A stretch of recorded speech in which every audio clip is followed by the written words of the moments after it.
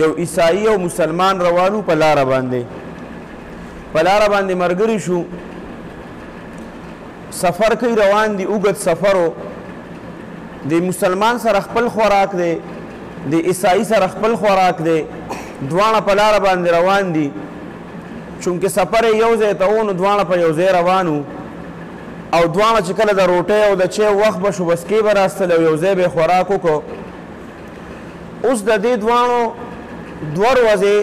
سفر لا پاتې دی 2 ورځې چې دې دواړو سره هغه څه چې د خوراک و هغه ورسره ختم شو کله چې دې سره د خوراک هغه هر څه ختم شو نو پریشانه شو چې اوس به څه کوو مونږ سره خو چې کم د خوراک څیزونه وو خو ختم شو اوس به څه کوو مخکې دا عیسائی چې دی دی مسلمان ته وایي چې ګوره تاسو خو مسلمانان وایې که نه چې دا هر څه چې کوي دا زمونږ رب کوي او زمونږ نبي چې کوم دی صلی الله علیه وسلم هغه حق نبي دی او هغه اخیري نبي دی او الله چې دی هغه رزق ورکوونکی دی نو ته داسې کار وکړه چې ته د خپل الله نه وغواړه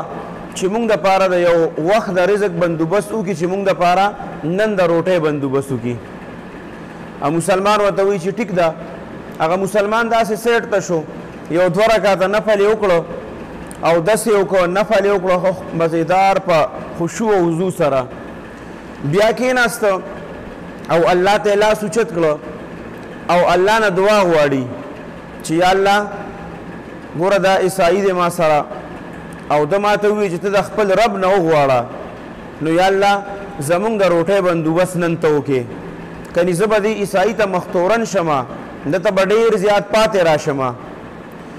اوس چې هغه دعا ختمه کړه دا دواړه ناست دي چې دې کې ګوره یو سړی راغی ښکلې ټرۍ راوړه د خوراک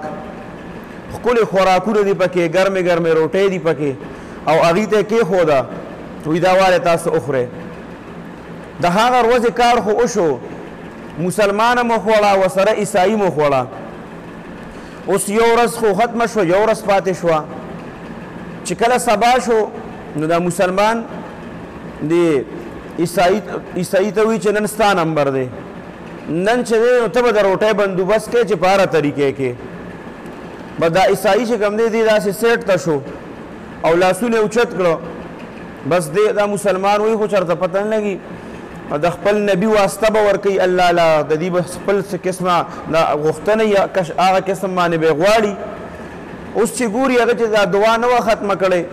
چې ګوري دی کې یو کس راغی ښه مزېدار روټۍ او سالن یو هر څه پکې دي بهترین روی وړه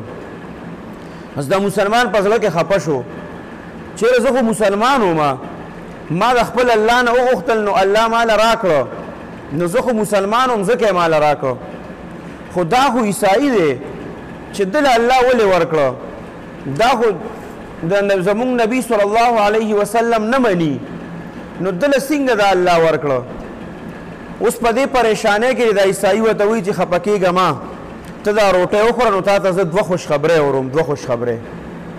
چې کله یې روټۍ وخوړه په دې مسلمان باندې خو روټۍ نه لګېده به هر حال خو چې روټۍ یې وخوړه نو د عیسائی ته وایي چې وایه راته څه خوشخبرۍ دي ورته وایي چې یو خوشخبري خو دا ده چې زه ما ته کلمه ووایه زه مسلمانېږم بس هغه ته کلمه ووایي هغه مسلمان شي او وایي دویمه خوشخبري دا ده چې کله تا پرون د روټۍ دپاره سوال وکړه د الله نه نو روټۍ الله راولېږله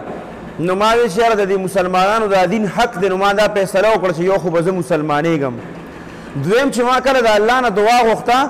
نو ما ورته دا نه دي ویلي چې یا الله زه ستا نه د خپل دین مطابق دعا غواړم ما ورته ویل چې یا الله دا مسلمان دی او ته د ده ربې او که چېرې ستا سره د ده تعلق ښیي او تا سره د ده تعلق مضبوطي نو د ده د تعلق د وجې نه یا الله ته زمونږ د روټۍ بندوبست وکړې نو ته الله ته دومره ګران یې چې ستا د وجې نه الله دا نن روټۍ مونږ له راولېږله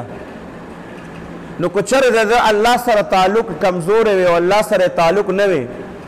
نو بیا به دې د عیسائی ته مختورن راته که نه به راته نو زمونږ او ستاسو الله سره تعلق مضبوط پکار دی که چېرې مونږ او تاسو الله سره تعلق مضبوط نه ساتو نو مونږ به دک شان دا کافران به راځي په مونږ باندې به ظلمونه کوي زمونږ خویندې میندې د دې عزتونه به لوټ کوي او دلته زمونږ مدرسې زمونږ جوماتونه دا به روانوي زمونږ مسلمانانو ته به تکلیفونه رسوي خو مونږ او تاسو به هیڅ هم نشو کولی ځکه چې زمونږ او ستاسو تعلق به الله سره کمزور